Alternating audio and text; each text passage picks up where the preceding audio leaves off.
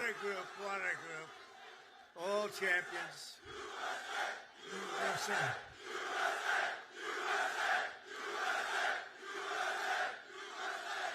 Well, thank you very much. A big hello. This is a special group of patriots, champions, winners. You are winners. Oh, I'd love to have your job. I'd love to have your job. And a very special hello to the greatest sailors anywhere on the seas, the incredible men and women of the United States Navy. Very special people. Thank you very much. It's a great honor. Great honor to be here. But I'm thrilled to be here among thousands of proud American patriots aboard the 100,000 tons. That's a lot of tonnage.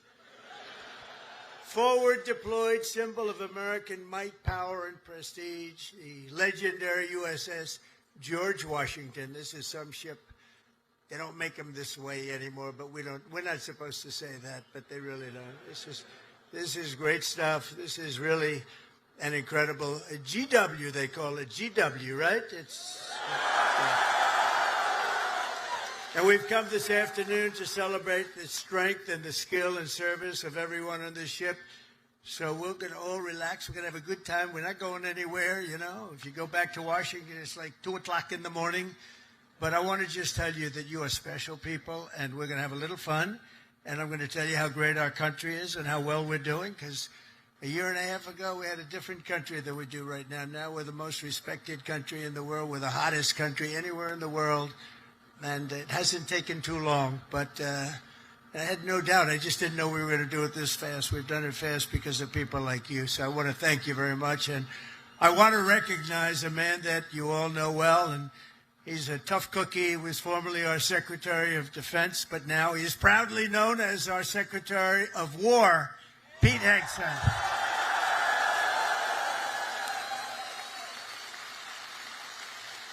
And, you know, I don't say this. He gave up a hell of a job. They were going to pay him millions of dollars. They didn't want him to leave. That crazy fox, they didn't want him to leave. But he wanted, you know, every time I'd go on that show, all he wanted to talk about is the military. And I said, you know, if I ever do this, I'm going to bring this guy along with me. He knew more about it than anybody. He didn't want to be doing the other stuff. And he had a chance. He could have made so much money. He wouldn't have known. He didn't want that. This is what you wanted, Pete. He's so happy now.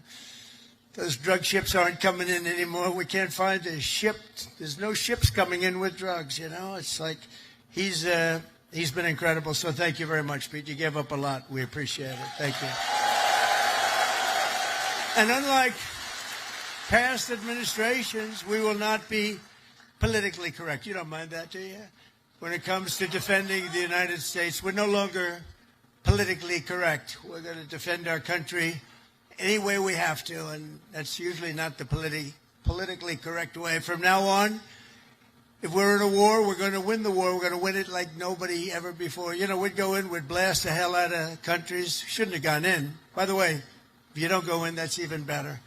We don't have to go in, peace through strength. But, you know, we'd go in, we'd win, and then we'd leave. They used to say, to the victor belong the spoils. Well, we'd be the victor, then we'd leave, because we had people that didn't know what the hell they were doing. But we're also very honored to be joined by hundreds of our incredible Japanese partners, and they are incredible. Thank you very much. Thank you.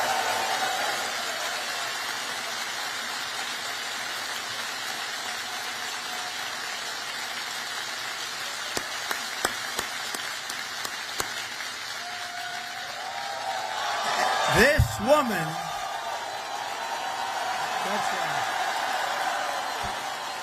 this woman is a winner. So, you know, we've become very close friends all of a sudden because their stock market today and our stock market today hit an all-time high. That means we're doing something right. But the cherished alliance between the United States and Japan is one of the most remarkable relationships in the entire world. Really, there's never been anything like it. Born out of the ashes of a terrible war, our bond has grown over 8 decades into the beautiful friendship that we have. It's a foundation of peace and security in the Pacific. You see it? So on behalf of all American sailors stationed in this beautiful country, let's hear it for our allies and the Japanese self-defense forces and all of the Japanese people that we love and respect. And I have such respect for Japan and the country. And now I have a really great respect for the new and incredible Prime Minister. And I have to say this, the first female Prime Minister in the history of Japan. Madam Prime Minister, please say a few words. Thank you, Mr. President, and thank you all. 通訳本日、米国の海軍創設250周年という記念すべき節目にトランプ大統領とともに地域の自由と平和を守る象徴である空母ジョージ・ワシントンで挨拶するチャンスをいただいたこと、心から光栄に思います。This year marks the U.S. Navy's semi-quincentennial anniversary. As we celebrate the important milestone, I'm truly honored to have this opportunity to deliver remarks with President Trump aboard the aircraft carrier USS George Washington, a symbol of protecting freedom and peace in this region. でまず何よりも日夜、我が国と地域の平和と安全のために尽力してくださっている自衛隊員、そして在日米軍の、軍隊の皆さん、軍人の皆様に心から敬意と感謝を捧げます。First and foremost, I would like to express my deep respect and sincere gratitude to all the men and women in uniform from Japan's Self-Defense Forces and the U.S. Forces Japan for your dedication and commitment to safeguard peace and security of our nation and the region day and night. 6年前に、ありがとう、Thank you.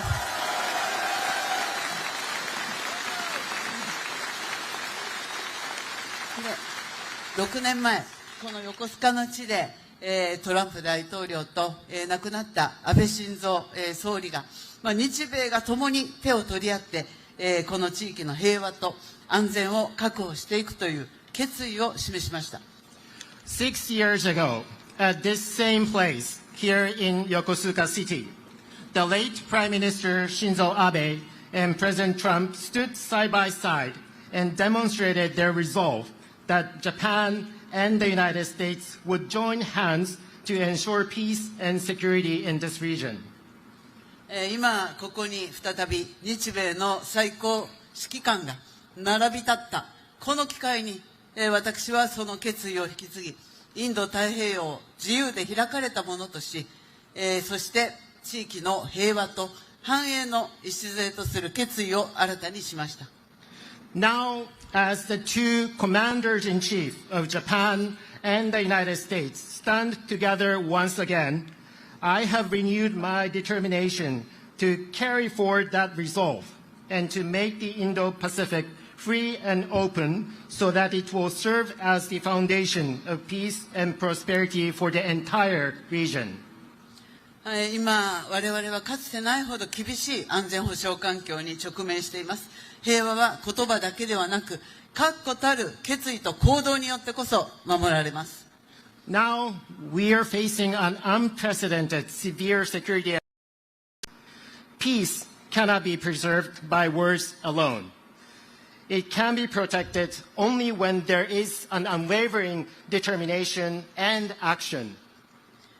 あちらに見える最上とマヤを含む自衛官とこのジョージ・ワシントンは数多くの訓練を重ねてきました。でまた横須賀にいる多くの、補給整備に携わっている、日米関係者の皆様、そして地域社会との絆が、米国海軍の活動を長年にわたって支えてきました。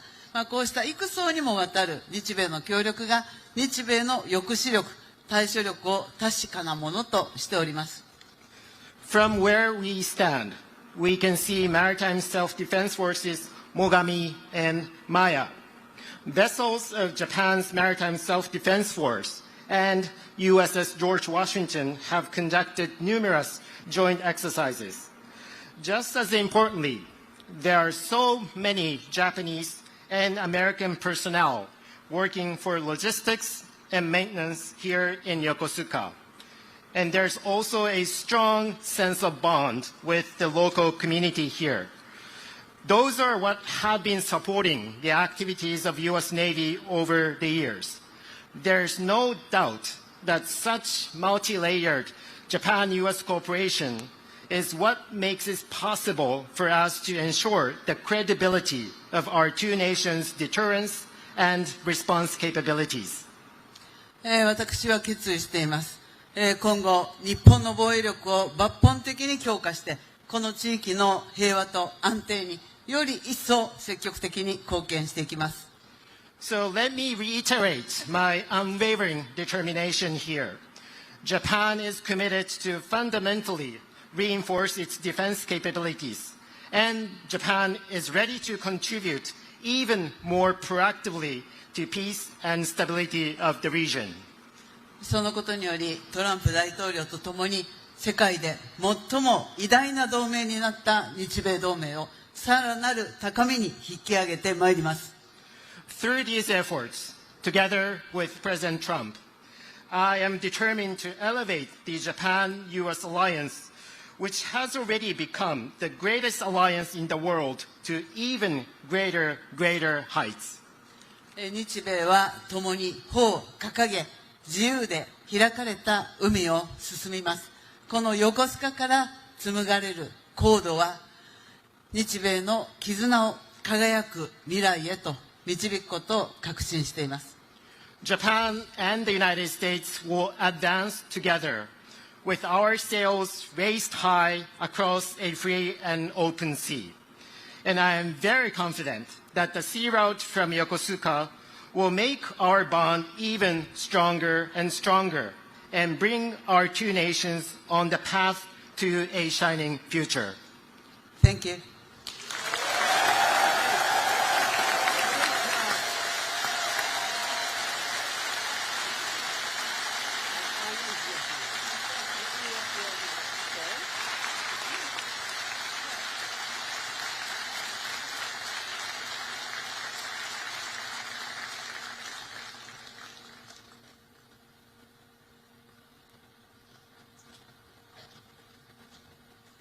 That was beautiful. Thank you very much. And we will have a long, good relationship, and we'll have fun doing it. You know, you have to have fun, although sometimes it's never fun. She's tough to negotiate with, I want to tell you. But I'm delighted to report that I've just approved the first batch of missiles. You saw a couple of them coming down with me. I hugged them.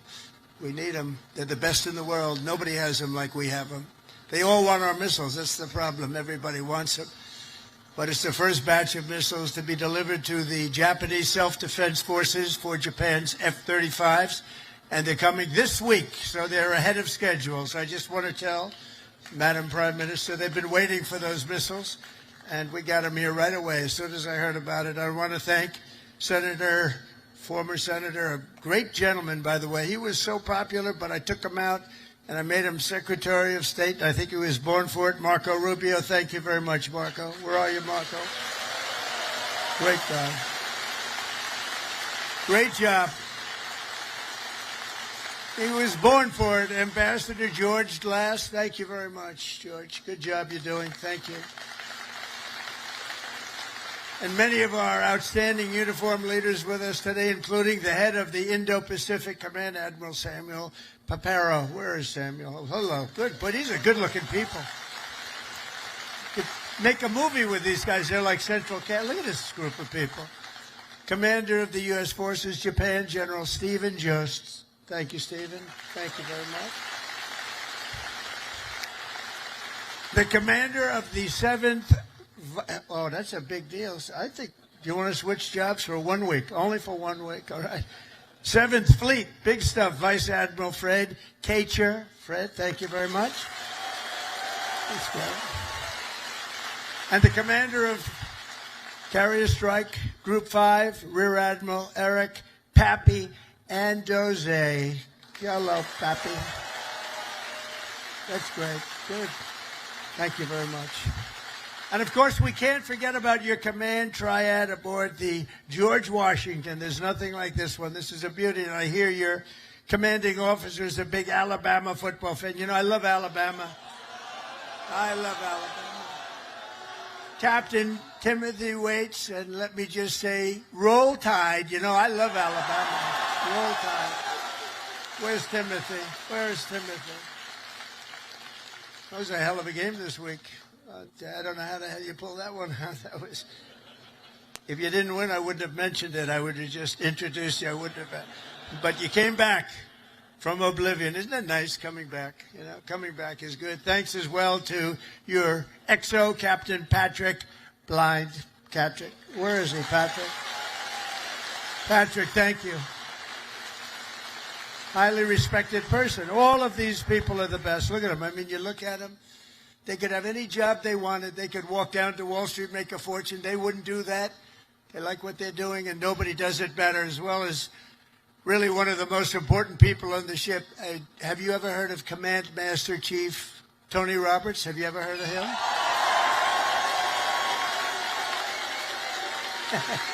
Wherever you are, where's Tony? Thank you.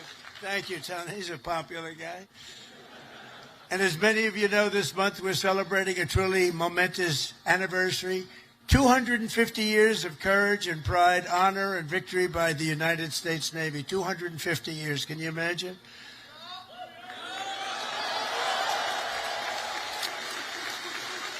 And 3 weeks ago, Melania and I flew to Naval Station Norfolk. I think many of you probably know that, and witnessed an unforgettable display of pure American dominance at sea. It was incredible to watch. They gave us some. Then I said, slow it down, costs a lot of money. Let's save it. You know, let's relax a little bit.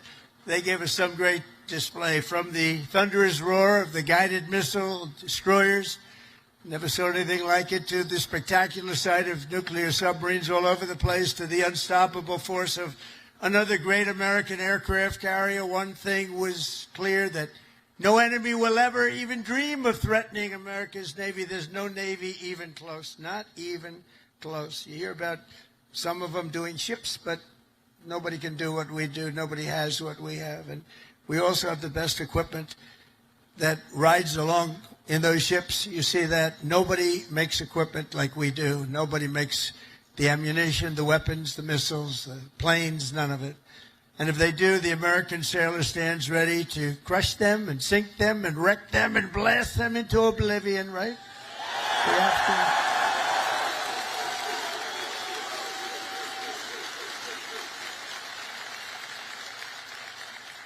And that's a terrible statement for me to make. That's the end of it, because everybody said that I should immediately get the Nobel Peace Award. With that statement, that takes me out of the running, but that's the way.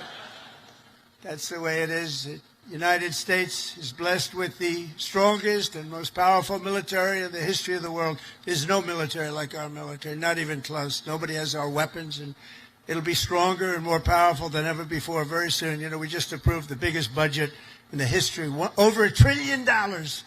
Over $1 trillion. We have the best ships, the best airplanes, the best submarines, the best technology. But above all, we have America's military. It's the best people. It's all about the people, ultimately. You have to work all of that fancy stuff that we make better than anybody else. The fact is, we do make the best weapons, but if you don't have the right people to operate those weapons, they don't mean much. Despite that, as Commander-in-Chief, I never forget that our ultimate strength does not come from equipment. It comes from the men and women of the rank and file. That's true. It comes from you people, incredible people, good-looking people, too many good-looking people. I don't like good-looking people. I never liked good-looking people, I'll be honest with you. I've never admitted that before. But see, I'm allowed to. You know, we won in the Supreme Court a thing based on merit. You know about that, right? Merit. Everything now in our country is based on merit, and that's why I look at you and I see nothing but merit. It's great to have a country back where we can go by merit now. We don't go by anything else except for talent and work and hard work, and it's such a big win. That was such one of the most important wins, and the will, patriotism, and spirit in your hearts is our single greatest weapon. The strength that you have is unbelievable. That's why, as we make a record investment in our military, we've never spent so much, and we've never spent it more wisely, because now we watch it. We spend it properly. I'm also supporting an across-the-board pay raise for every sailor and service member in the United States Armed Forces.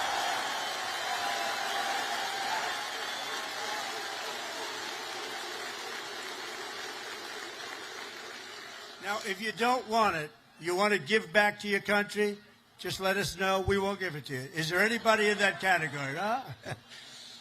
But now, all we really have to do is get the Democrats to approve it. But they'll come along. They always do, you know, they always do. And because I heard that the sailors on the George Washington took a hit to your family separation pay, you know what I'm talking about, right? You took a little hit to be here, right? By returning to the port, you returned early for this event. I am delighted to announce that as your sort of boss, I don't feel like your boss, but I guess I am. At least you'll be happy about this one. At my direction, we're going to make sure that you receive the full amount that you were owed for the deployment. And we're not going to deduct anything because you came in to listen to your commander. I'd like to be an admiral. I always wanted to be an admiral, to be honest. Don't tell the other people that I love so much. You know, they sit around the table, they have all those beautiful stars and stripes. But I'll tell you what I love. I always love the admirals. I love those uniforms. And I look at these guys. I don't think I would have done very well if I had to compete with these people. They're too good. But I always felt that the Navy is a very special group of people. And I see it when I see you. I see it over the past 11 months. The spirit of our military has been soaring like never before. You know that. The spirit of our country has been soaring.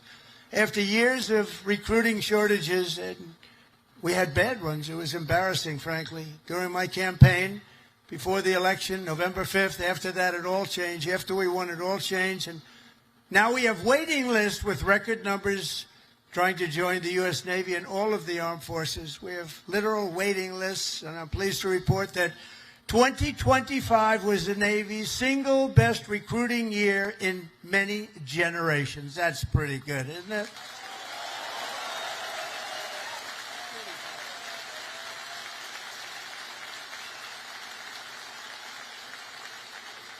But, you know, think of it. It seems like I've been up here so long, and it seems like I've been doing this for a long time and a half. We had a great first term, but nothing like what's happening now. We had the greatest economy in the history of our country. I rebuilt the military in the first term, and then they gave a lot of it away to Afghanistan. But it was really just a tiny speck, but it was the concept of what it was. But we rebuilt the military, and we did so many things in the first term, but we're blowing it away right now. But think of it, just 1 year ago, I was in the middle of a campaign. Can you believe that? It doesn't feel that way. I said, you know, you're right. It's not November 5th yet. We have another week or so to go. I was campaigning 1 year ago. And look at all the things that we've done since this unbelievable day, November 5th. That's when it all changed. When we won on November 5th, it all changed. And we went from a country that wasn't respected and a lot of people that had no spirit. That includes joining the police, the fire departments.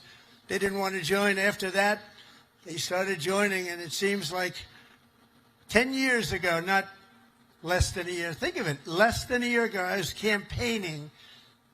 You know, we won the second election by a lot, so we had to just prove it by winning the third by too big to rig, I called it. It was too big to rig.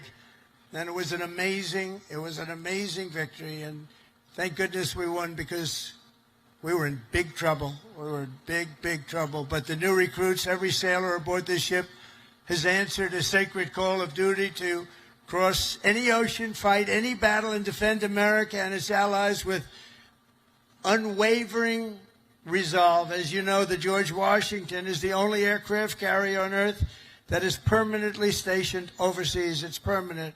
Now, if you'd like to take a trip back to America, hell, let's do it one time. Well, I'll join you. I'd love to join you. You know, when I landed on this, it doesn't feel like a ship. It's solid. This is a solid piece of stuff. These 4.5 acres of power and steel are the front line of American freedom in the Pacific. Every day you're taking risk to keep our country safe and to defend peace and security in this incredible part of the world, working with Japan, working with other nations. I just left Malaysia. We stopped a big war with You know that. We stopped 8 wars. Can you imagine? In 8 months, I stopped 8 wars. Like, I stopped a war a month. Think of that. That's pretty good. But I just left Malaysia. Thank them because they helped us very much with one of them, and actually for even a second, they're great people, and they send their regards. I spent a day there with the Prime Minister, and we had a good time. But you carry out your mission bravely, you carry it out brilliantly, and on behalf of all Americans, I just want to say, and I came over to say it loud and clear, thank you very much. Thank you. Thank you. Incredible people. You are incredible people.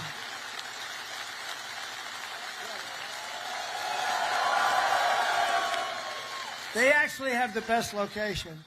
Because if they're really good looking, they end up in Hollywood. You know, you're not going to end, you have a great look, but you're not going to end in Hollywood. They can just see the back of your head, all the media. Look at all the fake news back there. But 2 years ago, Naval Air Crewman 3rd Class James McCall was just a few months into his first fleet tour with the Golden Falcons helicopter squadron when he and his crew were called on a search and rescue mission to find 3 missing Navy divers. Incredible, brave guys, the divers. But they were stranded at sea and right off the Japanese coast. They were exhausted and assuming they were going to die. They assumed they were going to die. But with unbelievable focus and skill, crewman McCall was able to find and help rescue all 3 divers in the water below, saving his fellow sailors. And James is with us today as a shipmate on this carrier. Crewman McCall, thank you very much for your incredible bravery, and we salute you. Where is James? Where are you, James? Whoa. Come up, James. Get up here, James.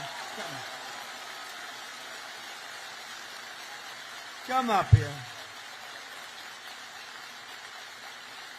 Look at this guy. He's a good-looking guy. Get out of here, James. I don't want you up here. No, come here, James. Nice to meet you. You want to say something? Come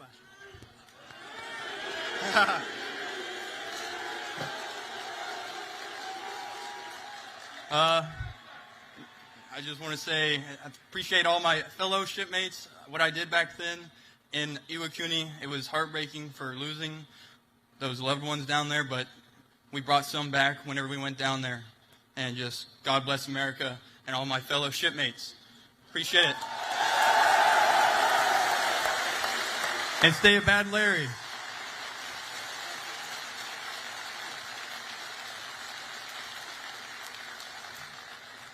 I was wondering, maybe he almost stayed up. He could have been up here for a while. You did that very well. He's going to be running for office next week. You watch. Great job, James. A lot of bravery, too. But as James' story reminds us, the Navy is a family and a team, and each of you has a vital role to play. Gathered here this afternoon are some of those whose toil and sweat gets our magnificent planes in the air and brings them safely back home. And we have the shooters and the gear dogs and the paddles and the white shirts and, of course, the blue shirts, the yellow shirts, the red shirts on the flight deck. And all over the hangar bay, I want to thank you all. You're incredible people. I saw some of you we're rushing to get down here, and they want to take pictures up there, you know. They're very aggressive people. Sir, could I have a picture? They're supposed to be standing at attention. Sir, could I have a picture, sir? Yeah. You know what I'm talking about, right? Very aggressive.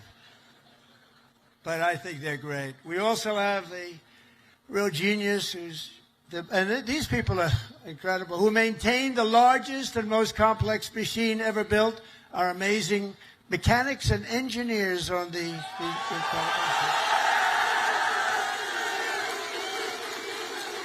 And I asked your captain, you know, I'm building aircraft, I'm building a lot of things, but I said, Captain, you got to tell me something. I know a lot about these ships. I know a lot about these things building. I want to know, catapults, which is better, the electric or the steam? Okay, ready? You guys, that's what you do, right? This is so much better. You know, they go out, hire a consultant for millions of dollars that was never on an aircraft carrier before. So they switched to electric. I disagree with it, but that's all right. Let me ask you. We're going to go steam first and then electric. Catapults. Which is better?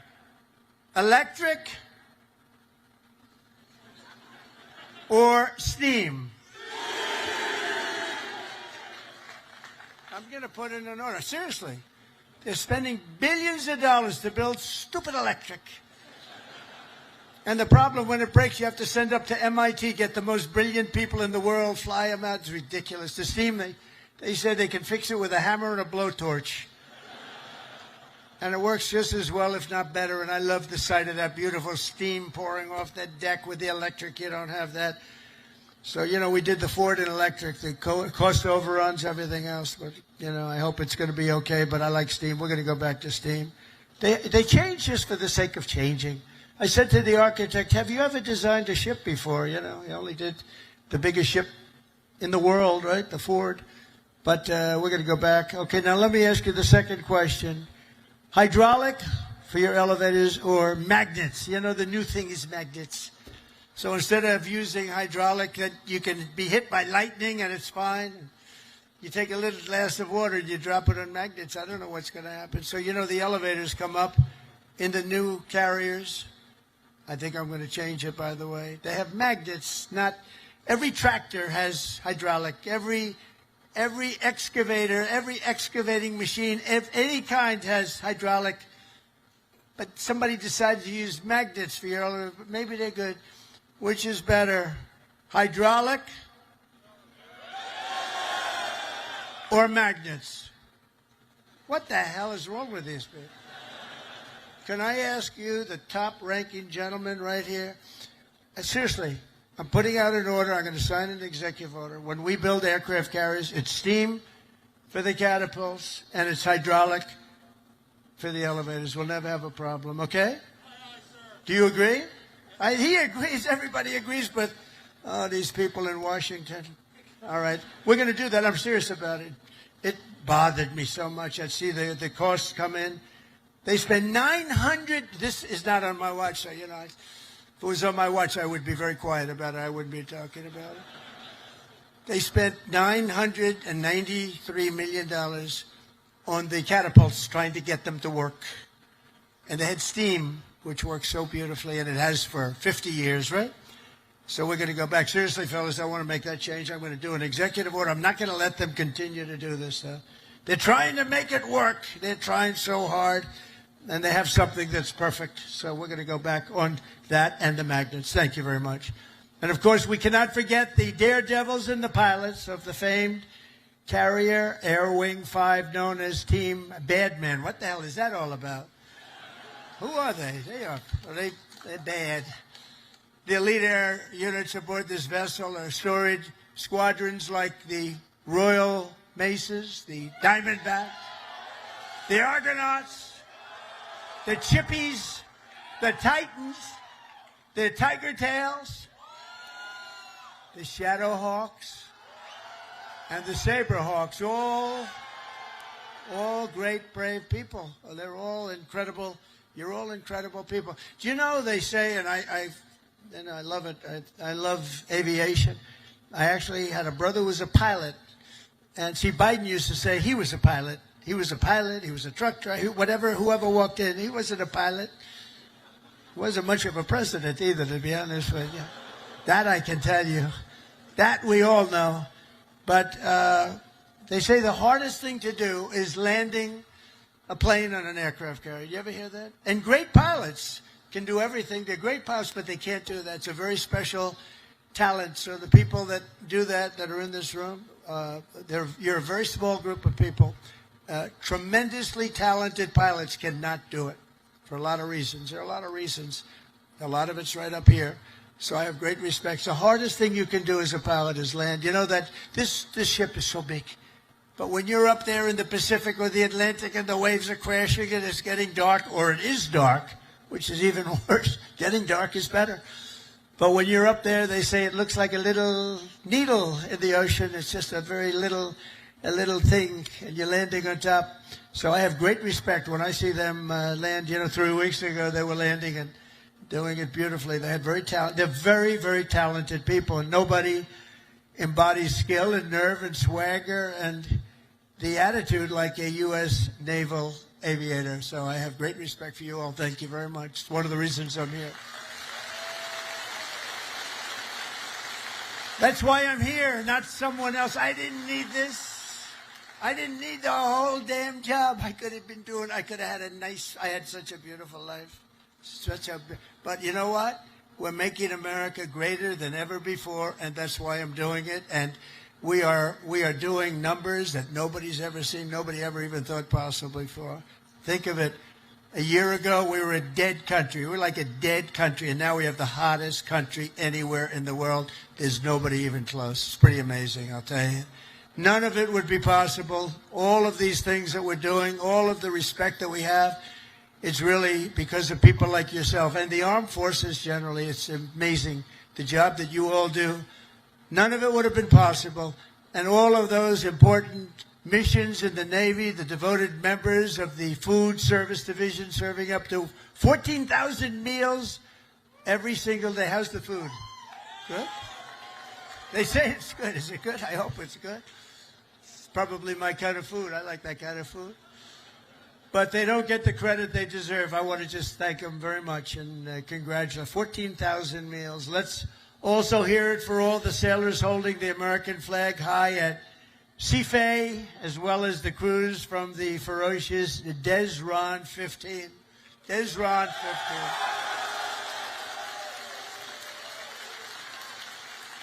But together, the sailors here today give your very best to our nation. And as your commander-in-chief, I'm fighting every single day to ensure that we give you our very best also. We do.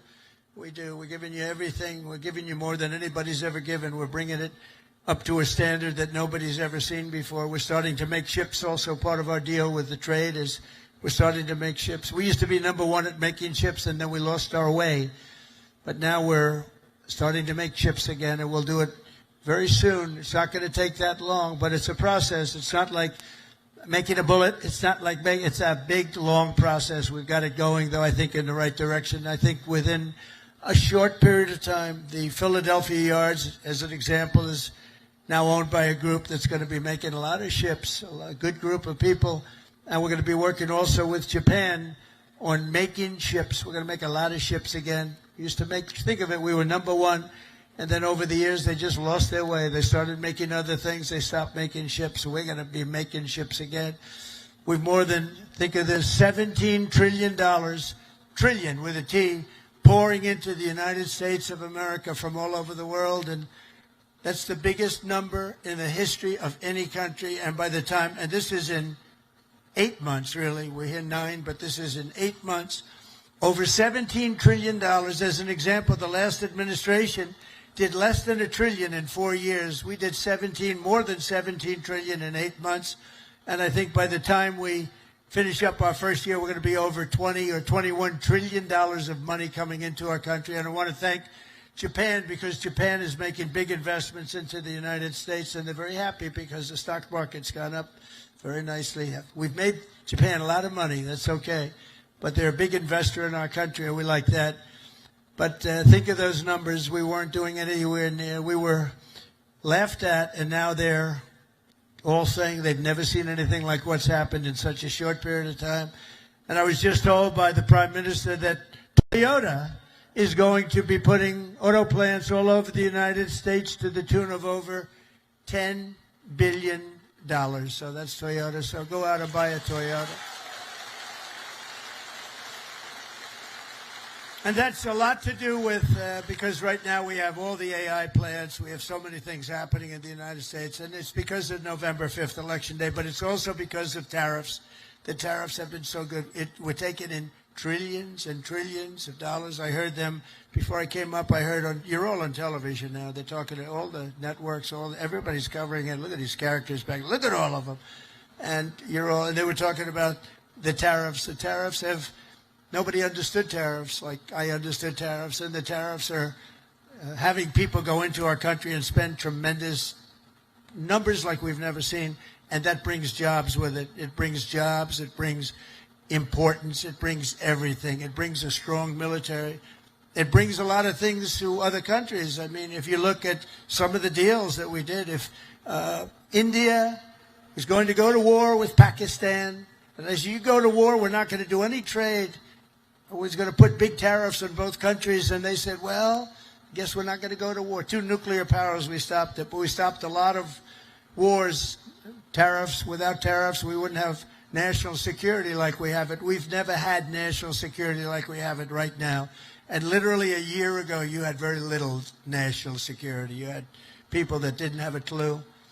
American strength is roaring back like never before, and with your help, America is respected once more, and it is respected at levels that we haven't seen before. On my first day back in the White House, I deployed the men and women of the United States military to stop the invasion on our southern border, right? It was an invasion, losing hundreds of thousands of people to fentanyl and to drugs, and now we have the most secure border in American history. For 5 months, they said no people came into our country illegally. They came in through a legal process, but nobody came in through the southern border. Can you imagine? Even I can't, it's hard to believe that. Because, and we do have it tight as a drum, but that's what we have to have. If you don't have borders, if you don't have a fair media, if you need certain things. You need a good, fair media. They're getting better. They're not there yet, that I can tell you. But they're getting better. But you need borders. You got to have borders in a country, or you don't have a country. And now we have a border that the likes of which this country has never seen before, and people respect us for it. And with the help of our war fighters, we're decimating the savage drug cartels that poison our people. 200,000 people, maybe more than that, died last year because of what came into our country. Through an open border policy where 25 million people poured into our country, totally unvetted, totally unchecked. They came from prisons. They came from mental institutions and insane asylums. They were drug dealers. They were bad people. 11,388 were murderers, half of which committed more than one murder. They let them into our country. We're getting them the hell out. We're getting them out. We're getting them out fast. Is that okay with you? Yes, right? I have no doubt. Got to get them out. Just an unforced era. And we're also straightening out our cities. You know, Washington, D.C., our beautiful capital, was a killing mess. People getting killed all the time. It was very high crime. And we sent in our National Guard. Again, great people. And I don't say they were totally politically correct. That's okay. And now it's a very safe. Now it's considered a very safe. It took 12 days. We got 1,700 people, career criminals, many of which came in through Biden's open border, and they infiltrated our nation's capital. And we had a very unsafe capital. But for years before that, it was very unsafe. Now it's as safe as there is anywhere in the country. You can have your daughter, your girlfriend, your wife, your boyfriend walk right in through the middle. Nobody's going to touch them. The crime is down to almost nothing. It's a whole different ballgame. It took literally 12 days, but let's give us a month to do it really. We had it drum tight, and it's a beautiful thing. And our people in the service, and you know, people don't care. If we send in our military, if we send in our National Guard, if we send in Space Command, they don't care who the hell it is. They just want to be safe. And we have safe cities now. We're starting in Memphis, and Memphis was a disaster. It's been there. They've been there for 2 weeks, and it's a whole different series. Crime is less than half, and within a month it'll be gone. Getting rid of all the bad ones. And we're going to go into Chicago. We're going to go into our cities. We're going to clean them out. We're going to straighten them out. And we're going to have safe cities because you want to protect safe cities. We're going to have beautiful, safe cities, and it's happening very quickly and very easily, actually. It's easy for us. It's hard for them. And we have to have a little more help. It doesn't matter, really. We can do as we want to do, but it would be nice to have more help from some of the Democrat governors that don't mind. In Chicago, 2 weeks ago, 4 people murdered, 11 people shot. This weekend, it was like terrible, much worse than that. And then we have a governor that stands up and says, oh, it's wonderful. It's not wonderful. And what we're doing is we're going to make it totally safe. It'll be very safe very soon. And we're doing that with all of our cities that are troubled. We have cities that are troubled. We can't have cities that are troubled. And we're sending in our National Guard. And if we need more than the National Guard, we'll send more than the National Guard because we're going to have safe cities. We're not going to have people killed in our cities. And Whether people like that or not, that's what we're doing. And you've been watching what our missiles do to boats and ships and submarines. How about the submarine? They said, no, that was just fishing. The radical left Democrats said, well, it was a submarine, but they were just fishing. Submarines don't go fishing, do they? You know more about submarines than I do. You have a beauty park outside, actually. This is a submarine, and you know what it was designed for? Transporting drugs, and it got hit. But each one of those vessels that we hit kill, on average, 25,000 people, American people, every single year. They kill, each one of them killed 25,000 people. So we have to stop it, and we have stopped it. And I want to thank Pete for having the courage to do it. And believe me, people are very honored that you do it. 25,000 people for each boat. For many years, the drug cartels have waged war in America, and at long last, we're finally waging war on the cartels. We're waging war like they'd never seen before. And we're going to win that battle. We're winning it already. The sea, I mean, the only problem is nobody wants to go into the sea anymore. Even the fishing boats, they say, let's take a pass. But they don't want that. But we're knocking them out one by one. And very importantly, we've almost stopped completely the drugs coming in by sea. And now we'll stop the drugs coming in by land. That's going to be very easy. More importantly, we're ending wars. We're ending wars all over this planet. And as you know, and I said before, I ended 8 wars in 8 months, the most of any president in history. No president that we know has ever ended any war. A lot of them go into wars.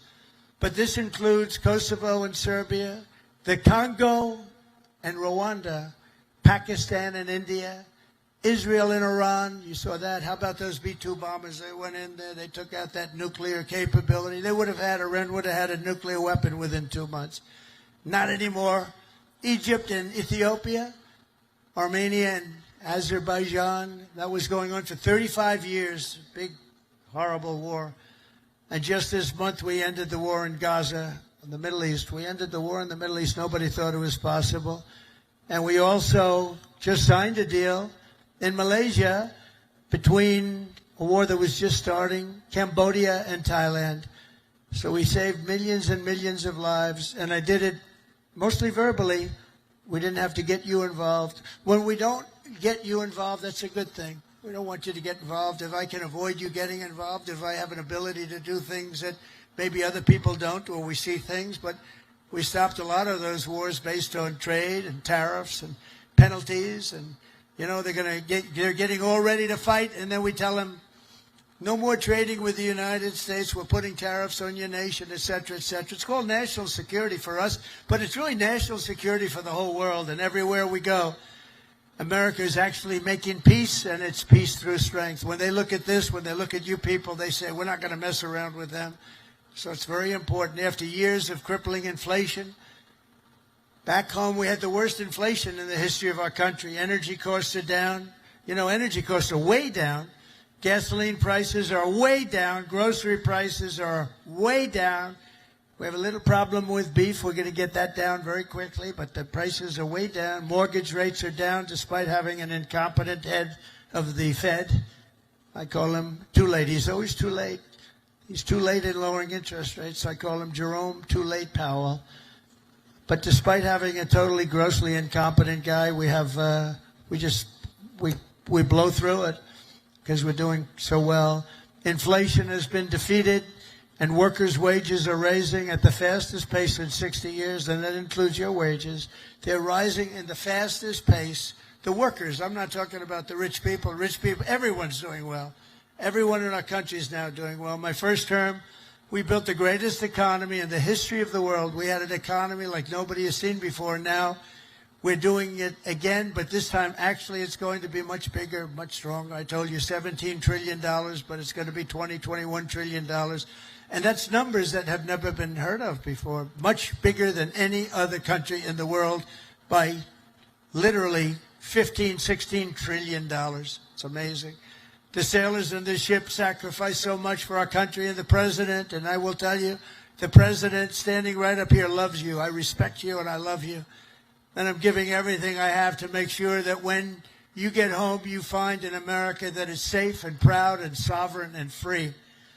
One service member who reminds us that we're working for you and for everybody and for our country is Chief Warrant Officer Will Hightower, who serves on the George Washington in the all-important deck department. Do you know what the deck department is? I have no idea.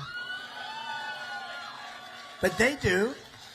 In April 2024, Will sailed away from Norfolk, leaving behind his wonderful wife, Megan, their precious 6-year-old daughter, and their 1-year-old son.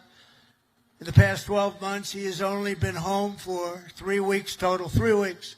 An enormous sacrifice, very tough on the family, but an experience everyone on the ship really knows very well.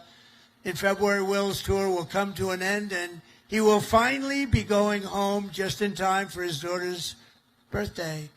So, Will, I want to thank you together with all of those people that go through the same thing. I want to really thank, where is Will? Is Will around here? Where is Will? Wow, look at him. These are good-looking people here.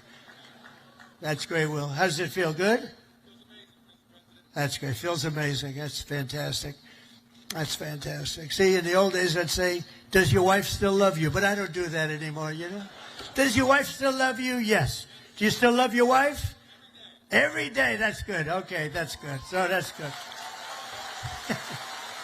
Great. Beautiful. And say hello to your daughter, right? And your wife. And just in conclusion, every sailor here today inherits a legacy of valor and grit and glory unmatched in the long history of mankind's voyage on the seas. It's a voyage like nobody's ever had like you have. For 2.5 centuries, America's Navy has preserved the vision of our first commander-in-chief, who gave this ship its storied name, its righteous soul, and its timeless motto, first in war, first in peace. Very famous phrase, George Washington. After 250 years, that is exactly what our country is today. It's first in war, first in peace, first in wealth, first in power, first in science, first in spirit, and first in freedom. And we went through 4 bad years, but now America will always be first again. If you have the right person up here, if you have somebody that understands a lot of different subjects, we're going to be bigger, better, stronger, and more important, really, frankly, to the world. Japan respects us. If you see what's going on all over the world, they're respecting us again. They respect us like never before. The treatment they gave me all over as I go around to different countries is great, but it's really a respect for me, but it's a bigger respect for our country. They respect our country again. They didn't respect our country just a few years ago. From Boston Harbor to Hampton Roads, and from Caribbean Sea to the Red Sea, from the Atlantic to the Pacific, and from the Persian Gulf to what is now known as the Gulf of America. Isn't it nice? They say it now routinely. I heard the news today. The Gulf of America, weather is wonderful. They don't say it with a smile. It's called the Gulf of America. How did that happen, right? And it took me, you know, for many years I said, why is it called the Gulf of Mexico when we seem to have the shore? Well, we do. We have 92% of the shoreline. So I said, you know, when we make it back, not if, when, too big to rig. We made it too big to rig. I said, get out and vote. Too big to rig. Make it that way. I said, I'm going to change it. And one of the first things I did is I changed it. Nobody could even fight it. They tried. We got sued all over the place. We won every suit. And it's now officially the Gulf of America. Isn't that nice? But our sailors have written honor, greatness, and triumph into the pages of history. What you're doing is incredible, and it's an incredible time for our country. On gun decks and flight decks and torpedo rooms and cockpits, the men and women of the Navy have poured out their blood and sweat and tears to defend the land of the free and the home of the brave. They've crossed icy channels, leapt from burning wreckage, stormed into frigid waters, soared into deadly skies, and laid down their lives to ensure the survival of liberty. Now, all of us here today carry on that noble mission. And no matter what challenge comes our way, no matter what danger we face, we hoist our great American flag very, very high. We race into the waves and we rally to that immortal battle cry of the American sailor. Damn the torpedoes, full speed ahead, right? together with our incredible Japanese allies and all of our allies all over the world, we stand strong, we stand proud, we will stand taller than we've ever stood before, and we will be freer and braver and more brilliant than ever before. And we will fight, fight, fight. We will win, win, win. And I want to thank everybody at the USS George Washington and the U.S. Forces Japan. God bless our military. God bless Japan. God bless the United States of America. And God bless our Navy. Thank you, everybody. Thank you. Thank you very much. We thank you for watching. And remember, stay updated on breaking news and top stories on the NBC News app or watch live on our YouTube channel.